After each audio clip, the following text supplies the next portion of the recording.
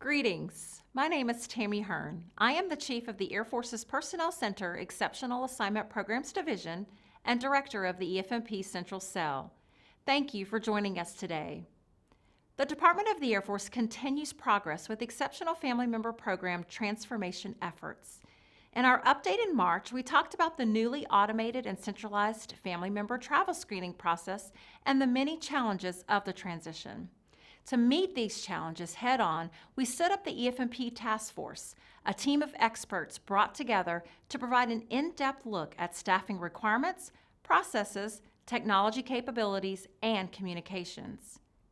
We've made a lot of progress in each of these areas and look forward to reaching a steady state by the end of August, which means we'll work family member travel screening applications on a first-in, first-out basis. No more prioritization by projected departure date or date returning from overseas. No more waiting months to receive your travel clearance decision. Travel clearance decision delays cause hardship and stress during an already very demanding time. Relocation requires planning, coordination, schedule adjustments, and a list of to-dos a mile long. We acknowledge the sacrifices your families have made as we worked through the transition. We acknowledge the help you received from other families and friends. We acknowledge the commanders, command chiefs, first sergeants, and supervisors who helped you find local resources, supported RNLTD changes, and secured temporary housing needs as you awaited your family travel clearance decision. With most of the challenges behind us, the EFMP Central Cell is averaging 500 to 600 family clearance decisions each week. Let's look at some of the details. This slide depicts our journey to meeting the FMTS application demand. When we began the centralized process, we were not fully staffed, and we endured technical issues. A large inventory of backlog of cases pending action quickly filled the Central Cell queue. In the early months, the cell was able to adjudicate an average of 165 cases each week. Production grew with the establishment of the task force and the implementation of several initiatives, spanning from manpower growth to process improvements to system enhancements. One of our first improvement events revealed the need to triage incoming cases and identify potential fast-track cases. A case may be deemed fast-track if there are no or minimal medical specialty required services. Fast Track allows our team to move less complex cases quickly through the process and allows our team of physicians to focus on the more complex cases. Families moving to a CONUS major metropolitan area also receive a Fast Track through the clearance process, as all medical specialty services can be coordinated in these large cities. The chart reflects these cases as centrally cleared. In early March, the Air Force Personnel Center welcomed 3 new physicians and 2 new nurse adjudicators to the Central Cell team. We also received manning assistance from other physicians within the Air Force Personnel Center family. 3 additional FMTS adjudicators to work through this case inventory. With the increase of manpower, you really see the growth in production. In mid-March, the Air Force provided updated PCS orders guidance. Families became eligible to receive 2-part orders. Part 1 allows the family to schedule household goods pickup and other transportation needs, as well as the opportunity to begin passport applications to ready them for receipt of Part 2 orders once the FMTS clearance is achieved. In April, we met with our system developers to identify ways to enhance capabilities to ensure process timeliness. They were able to provide 2 significant enhancements, creating valuable time-saving capabilities for our FMTS case adjudicators. In May, we welcomed the final members of the medical adjudication staff, an additional physician, 2 nurses, and 2 healthcare benefit advisors. The healthcare benefit advisors on our staff work tirelessly to coordinate and locate care for families facing a potential denial of travel. They also play a large role in evaluating denied travel reconsiderations, again, looking at all possibilities for medical care solutions. With the team adjudicating an average of 500 to 600 cases each week, we are working through the remaining summer PCS inventory and will adjudicate all cases within the next 120 days by the end of July. All cases with a projected departure date or date to return from overseas in June, July, August, and September are priority cases within the cell. You'll notice the cell is working on almost 800 cases at this time. Orange indicates cases pending at the central cell. We are awaiting the arrival of another 1,200 FMTS applications from the relocating family or the losing MTF, and we'll work them as priority as we receive them. Production estimates reflect the team will adjudicate these 2,000 cases over the next 4 weeks by the end of July. In August, our focus will shift to the remaining inventory of cases, and as we close out the month, we'll process cases on a first-in, first-out basis. We will no longer need to prioritize applications by projected departure date or date returned from overseas. Applications will be triaged upon receipt by the cell, and we'll see a significant shift in processing time. Many families watch their cases sit at the central cell for 2 to 3 months, waiting for their application to move to the top of the queue. As we move to the first-in, first-out process, you will see cases move more in line with our timeline targets depicted on the bottom of this slide. For the central cell, our target time for fast-track cases, those with no or minimal specialty care requirements, is 10 days or less.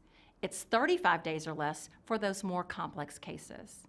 Most families will receive family travel decisions well in advance of the required report date, a significant shift from what we have seen through the initial transition to the centralized FMTS process.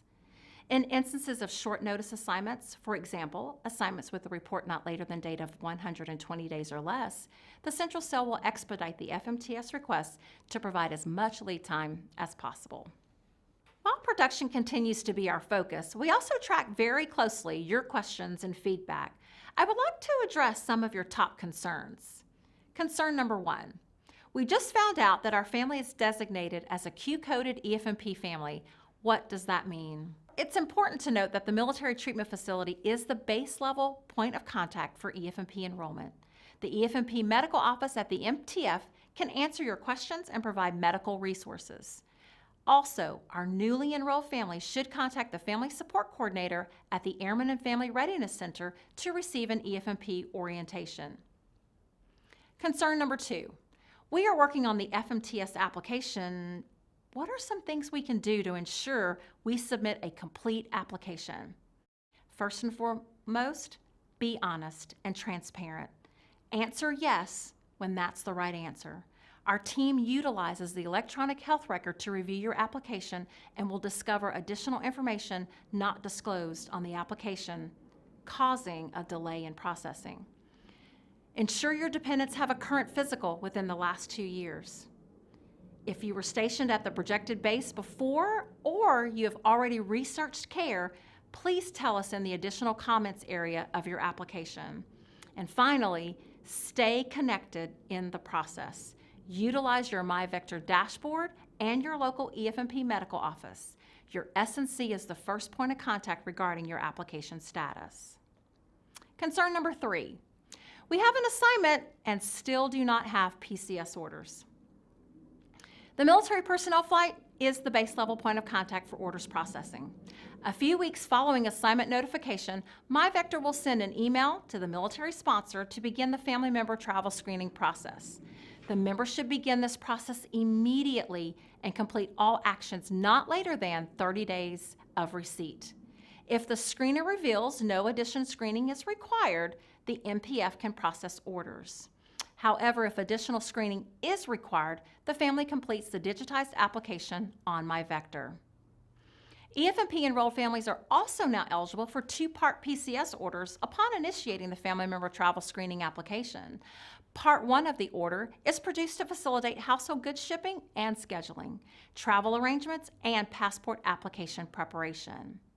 Part 2 of the PCS order is an amendment issued upon family travel approval. It is important to note that the initial order and the amendment are required to file a PCS travel voucher. I also want to foot stomp that a family member travel determination decision is required before departure to the gaining location. Concern number 4. Our family has an assignment but received a dependent travel not approved determination. Approximately 10% of families who receive an assignment each year are denied travel based on unavailability of specialty, medical, and educational resources at the gaining location. Upon notification of a disapproved travel determination, the sponsor will receive a notification from MyVector and a call from their assignment navigator. The assignment navigator will set up an appointment to discuss options with the family. Options for the family may include 1. Applying for a reconsideration. Families may request a reconsideration with new documentation or information for the Central Cell to consider. The local EFMP medical office will assist the family in submitting a reconsideration. If the reconsideration is successful, the family travel will be approved and the family will proceed. If the reconsideration is disapproved, the navigator will guide the family through one of the following: assignment cancellation and remain at the current location. This option is provided when the military member is not in a mandatory move status. Assignment deferment. The family is seeking assignment cancellation and a 12-month deferment for another assignment to establish care for a new medical diagnosis or the dependent is in a critical juncture of care. New assignment. This option is worked when the military member is in a mandatory move status, for example, required to return from an overseas tour or completed a special duty tour such as recruiting or military training instructor. Concern number 5. EFMP disenrollment is impossible.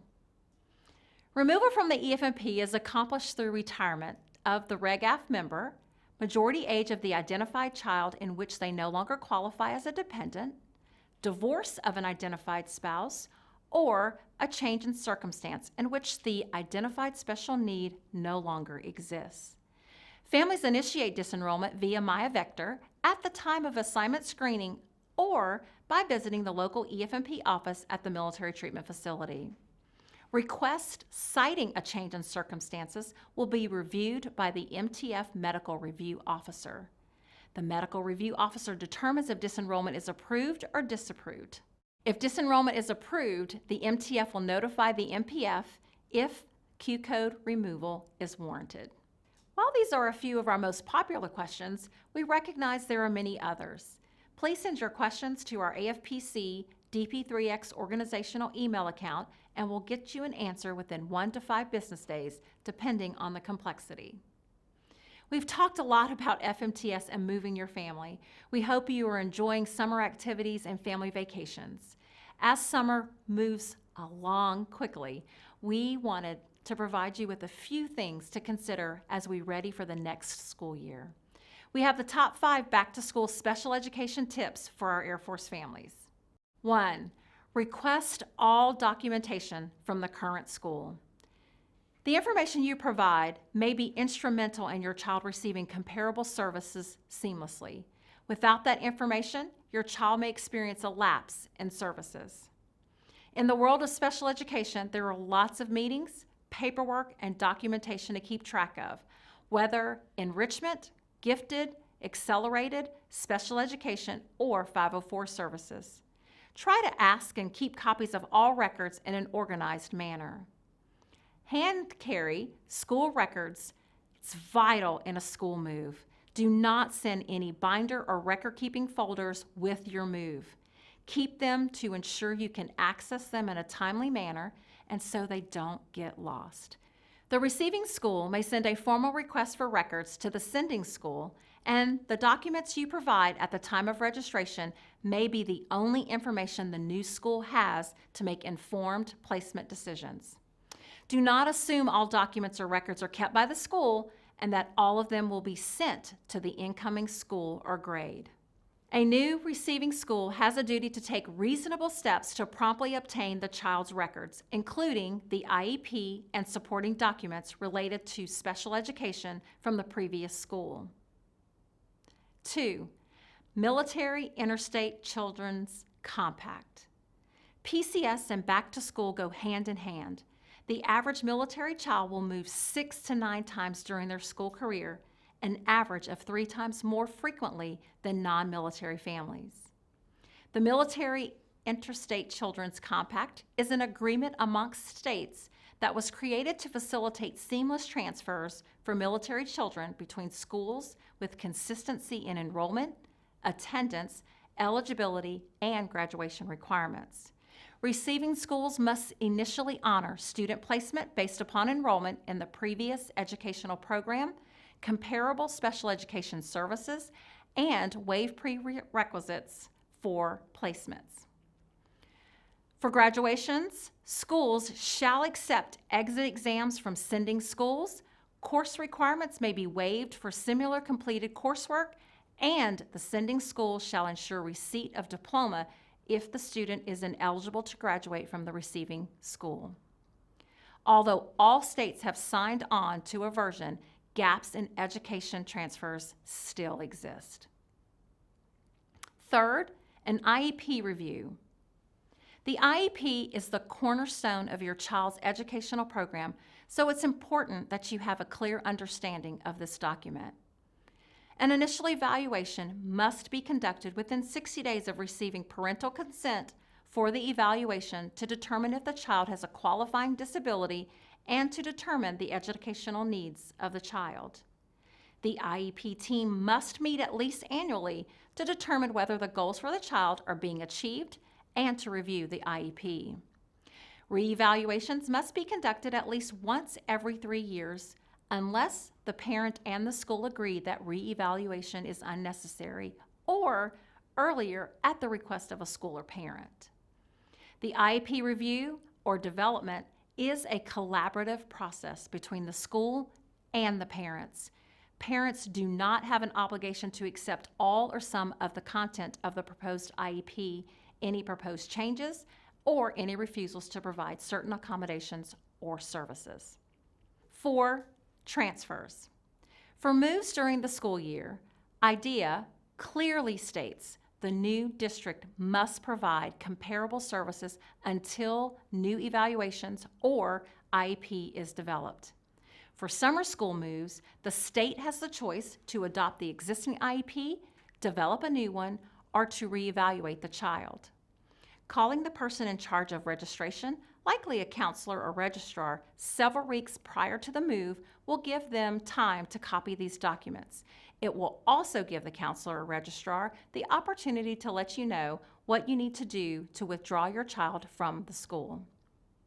Meeting your child's principal or assistant principal, counselor, and teachers will go far to establish a personal connection. They may go further out of their way to ensure your child adjusts well. Before school starts, particularly kindergarten and 6th grade, double check if the new school or next grade level requires updated shots or other special accommodations, testing, or documentation that were not requested of the previous schools. Number 5, transitions.